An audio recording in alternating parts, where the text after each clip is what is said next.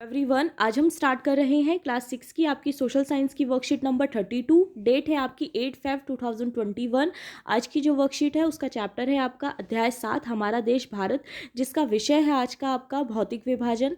भारत में पाई जाने वाली भौतिक आकृतियाँ विभिन्न प्रकार की हैं, जैसे पर्वत, पठार, मैदान, तट तथा द्वीप समूह। जैसा कि आप अपने मैप में देख सकते हैं, जो आपको ये उत्तर का इलाका पूरा दिख रहा होगा, ये पूरा ही हमारा पर्वतीय प्रदेश होता है। इसके अलावा जितने भी आपको येलो कलर से ये पार्ट्स दिख रहे हैं, जो मैदानी क्षेत्रों से थोड़े से उठे हुए होते हैं, ये सारे हमारे पठारी प्रदेश होते हैं। इसके अलावा ये जो ग्रीन कलर से आपको इलाका दिख रहा है, ये पूरा जो क्षेत्र है हमारा, ये सारा हमारा मैदानी प्रदेश होता है।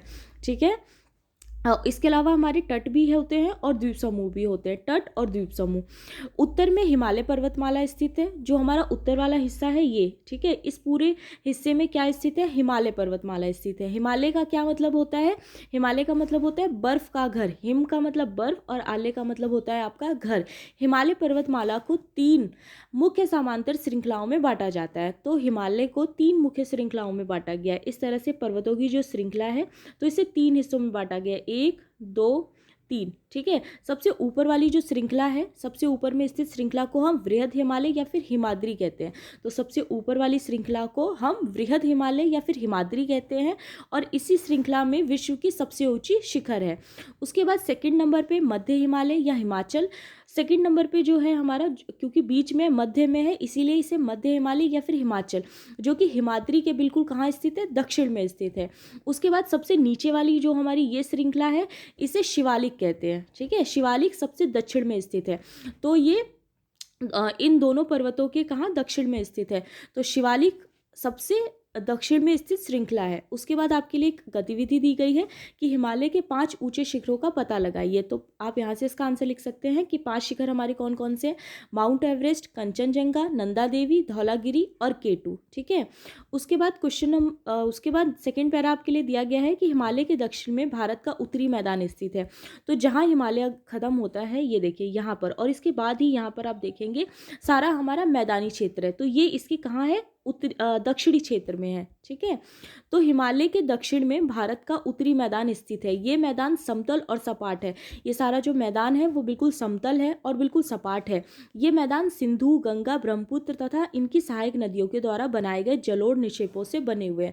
तो यहाँ पर ये जो क्षेत्र बना हुआ है, हिमालय से आने वाली जितनी भी आपकी नदियाँ हैं, जितना भी पानी है, ठीक है, वो अपने साथ बहुत ही जलोढ़ निक्षेप लेके आते हैं। बहुत ही जो मिट्टी लेके आते हैं वो बहुत ज़्यादा उपजाऊ होती है, जिसकी वजह से ये क्षेत्र बने हैं, और इस वजह से यहाँ पे बहुत ज़्यादा लोग रहते हैं, क्योंकि यहाँ कृषि करना बहुत ज़्यादा आसान हो जाता है। नदियों के ये मैदान कृषि के लिए उपजाऊ भूमि प्रदान करते हैं। यही कारण है कि इन मैदानों में जनसंख्या अधिक है। ठीक है। क्योंकि यहाँ पर मिट्टी अच्छी पाई जाती है, समतल है, सपाट है ये स्थान, इस वजह से यहाँ पे जो जनसंख्या है वो ज़्यादा है। ये सारे जो हमारे इलाके हैं, ठीक है, बिल्कुल मैदानी वाले जो इलाके हैं, ये सारे उपजाऊ मिट्टी वाले माने जाते हैं।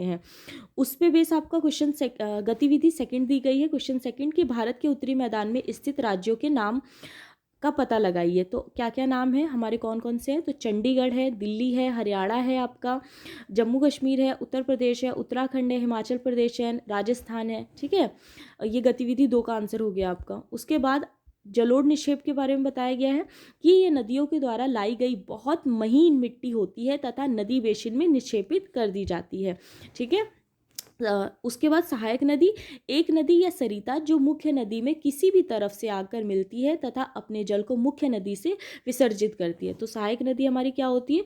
एक ऐसी नदी होती है जिसमें एक नदी या फिर सरिता जो कि मुख्य नदी में किसी भी तरफ से आकर मिलती है, ठीक है, अपने जल को वो मुख्य नदी में विसर्जित कर देती है, तो उसे हम सहायक नदी कहते हैं। जैसे गंगा है, तो गंगा की भी हमारी कितनी सारी सहायक नदियाँ होती हैं जो कि उसमें आके मिल जाती हैं। उसके बाद आपके क्वेश्चन आंसर दिए गए हैं। हिमालय का सबसे दक्षिणी भाग कौन सा है? तो इसका आंसर होगा आपका शिवालिक। ठीक है। सेकंड क्वेश्चन है आपका, भारत के उत्तरी मैदान का निर्माण मुख्यतः किन नदियों के द्वारा हुआ है? तो इसका आंसर होगा आपका कि भारत के उत्तरी मैदान का निर्माण सिंधु, गंगा, ब्रह्मपुत्र व उनकी सहायक नदियों के द्वारा हुआ है। क्वेश्चन नंबर 3 है आपका, भारत के उत्तरी मैदान में अधिक जनसंख्या होने का क्या कारण है? तो नदियों से बनाए गए यह मैदान कृषि के लिए बहुत उपजाऊ है, इसीलिए यहाँ अधिक जनसंख्या है।